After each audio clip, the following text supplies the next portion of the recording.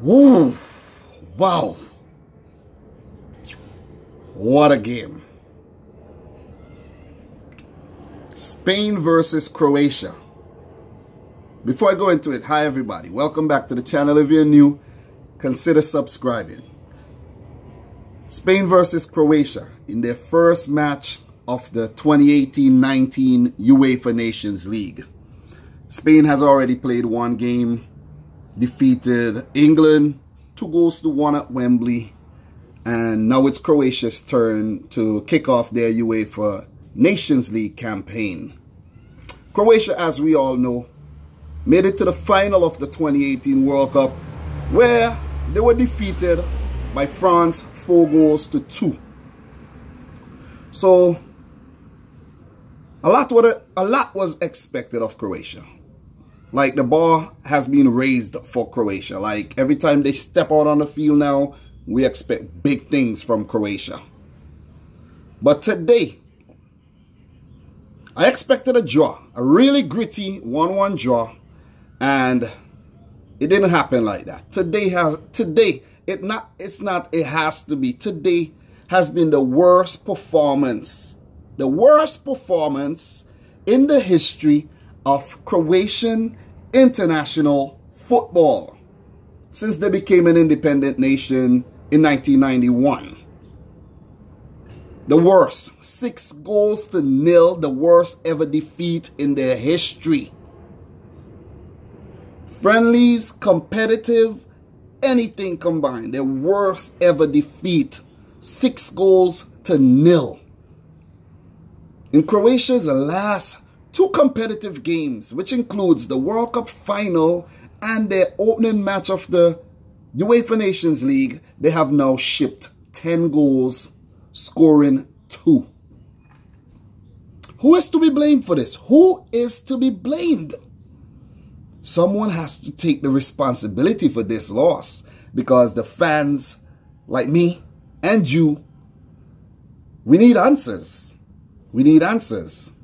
We know that Mario Mandzukic retired. Vedran Čarluka retired. He was no longer part of the first team. Daniel Subasic also retired, and Ivan Strinic is currently injured. Ante Rebic, Andre Kramaric also injured, and they weren't available to represent Hrvatska today versus Spain. So the team is heavily depleted, to say the least. You know, Zlatko Dalic started with his usual setup, a 4-3-3 formation, with Lovre Kalinic, the new goalkeeper, in the net. We had Matej Mitrovic and Domagoj Vida as the center halves. Right back Šime Veselko, who had to go off injured early. And at the time he went off, the game took a turning point. Over on the left back, Josip Pivaric, who had a terrible game. Pivaric, you deserve to get dropped after this performance. You were all over the place. You were absent-minded. You didn't know what was going on. I'm sorry. I'm sorry. They had Marcelo Brozovic and Ivan Rakitic in the midfield, along with, you know, Luka Modric, the soul man, in the more advanced midfield position, with Ivan Santini, who weren't so good today. Let me say that. Up top, Ivan Perisic over on the left-hand side, and Mateo Kovacic playing out of position in the right wing. It was a very, very frustrating match to look at. Croatia started out really, really good against a very, very strong Spanish lineup, which included David De Gea, Sergio Ramos, Nacho, Gaia making his debut for Spain. Over on the right, Dani Carvajal. We had Busquets, Ceballos in the middle of the field. We had Rodrigo up top. Saul Niguez in the middle as well. Asensio.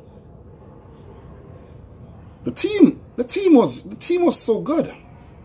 The team was a good lineup. I think I'm forgetting one name right now. The player who played over on the right wing.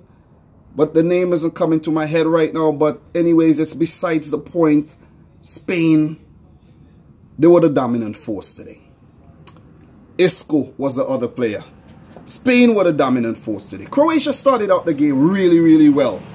A few chances, which I written down. Ivan Rakitic had the first chance after, Spain, were caught in a mess. David De Gea, bad pass. And the 100 cap man, Ivan Rakitic, he threw away an early chance when he hit it wide. Weren't able to curl it, into the far post. And then Ivan Santini had another very, very good chance, which he, hit into the side netting. I was like, oh man, Croatia could have been 2-0 up very, very early. And then Perisic had another chance, which I think if it fell to his left foot instead of his right, it would have been goal. But, Dani Carvajal recovered really nicely, came back in and, put in a really nice block. And the game was still 0-0 at that point. And then Shimi Vasalico, the right back, had to get, substituted off when he, he probably messed up his knee. I think he probably went into that game with an injury, and on came the Napoli man, Marco Rog. And I don't think he's not a right back. He's not a right back. He was definitely playing out of position, and he was caught napping quite a few times. As soon as the whole Vasalico substitution happened, Croatia was just in a mess. A bad pass. I can't remember the player who made that bad pass.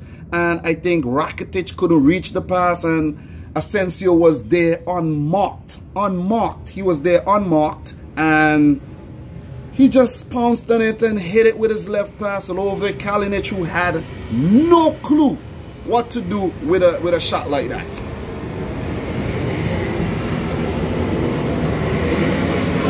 At that point, I was like, it's only 1-0. It's only 1-0. I actually written down all the goals right here. It's only 1-0. But then, that was actually the second goal I just described to you guys. That was actually the second goal. The first goal was actually a Saul Niguez header. The first goal was a Saul Niguez header after Sergio Ramos made a diagonal pass over to Carvajal, who hit it with his outside of his right onto the head of Saul Niguez, who scored his second goals in 2 matches. So that was actually the first goal. The second goal was a mistake made by, the Croatian player, and Asensio scored the second goal to make it 2-0. And there was actually a third goal in very, very quick succession. Dani Ceballos found Marco Asensio, who was left open again. I was like, what is Peverovic doing? Leaving a guy like Marco Asensio open. That guy plays for Real Madrid. Asensio just cut back, hit it with his left. It hits the crossbar, hit Lovre Kalinic, went into the back of the net, and an own goal, 3-0 down at the time. And a lot of people messaging me saying, wow, Croatia down 3-0 and all of that. After they were down 3-0, it seems like the team just lost hope. They lost their defensive shape. The guys weren't fighting. It seems like Modric wasn't even there on the field. Seemingly he was there, but it seems like he wasn't there. The guys were just caught napping by a very, very rampant Spanish team who has a lot to prove under their new manager, Luis Enrique, who is, overseeing his first home match for Spain. Spain weren't done there. They weren't done there. They weren't done there. Rodrigo actually scored a 4th goal when Marco Asensio became hero again, setting him up. And Rodrigo put it past Lovre Kalinic again to make it 4. At that point, I'm like, oh my God, how many more are they going to score? Then there was a 5th goal. Asensio again crossing in a corner, and Sergio Ramos unmarked. Nobody is tracking Sergio Ramos, and he stands tall above the Croatian player, heads it in the back of the net to score his 4th goal this brand new season. He is one of the best goal scoring defenders out there, and he is showing his class again. Goal number 6, Asensio passes it to Isco again, who fakes that he's going to leave the ball and just give it one touch, hits it with his right, and in the back of the net, 6-0. 6-0, the worst performance ever in Croatian football history. Croatia had another chance in the 72nd minute. It fell onto the head, open header, and I think he missed it or something like it. It was just a horrible day at the office for Croatia, man. And I know you guys must be feeling really, really bad right now and really, really embarrassed, but you have to just lift your head up high. It's football. It happens. It happens, you know. It's not the end of the day. It's not the end of the day. It's not the end of the world, you know. There has to be the return leg. Spain has to travel to Zagreb, and Croatia has a chance to exact revenge. Croatia has to play England, defeat England twice. That's 6 points, you know. Bag a draw, at least a draw versus Spain at home. That's 7 points, you know. Who knows? Who knows what can happen? You know, who knows what can happen? But at this point, man, Croatia, the team that I predicted to move on to the finals of the UEFA Nations League, it doesn't seem like it's going to happen. Let's be real. Let's be real. That was a shambolic performance by Vetrini. Who is to be blamed? Is Zlatko Dalic to be blamed for his selection? Or the players to be blamed for their, you know, bad performance out there today? Or was Spain just better? More motivated? Is Croatia becoming complacent after another brilliant World Cup performance? All these questions we have to answer. We have to ask. I'm sorry. All these questions we have to ask. And we need answers. We need answers. We need answers from Zlatko Dalic. We need answer from Ivica Ilic. We need answer from the players. Because I surely can't give you the answers. But it was a really bad performance. Marco Asensio, my man of the match. He was, you know, a menace today, tormenting the Croatian defense. I must say Pivaric did not play good. You know, Matej Mitrovic, he had a good game, you know, slotting into the back there for the injured Lovren. Forgot to mention that Lovren is injured. Vida wasn't at his best today. You cannot blame Kalinic at all, the goalkeeper. He tried, but I don't know, man. It was just, Croatia was just off their pace today. They were just off their pace today. And I was actually watching the game and I'm like, Croatia are just the best team in the Balkan region. Look at them play. This was before one goal was actually scored. I'm like, look at them play. Best team in the Balkan region, and look at that, man. Oh, man. Damn. What a performance. But, guys, that's my thoughts on the 6-1 drubbing of Croatia. I was supporting Croatia, as you guys should know.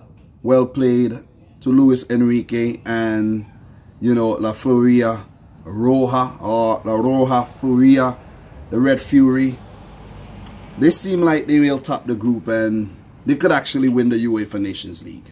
Just by the way they have started this tournament, 2 wins in 2 games. But guys, let me know your thoughts in the comment section down below. If you're new to the channel, consider, you know, hitting the subscribe button. Smash the thumbs up button. And until next time, peace out. Rich Squad!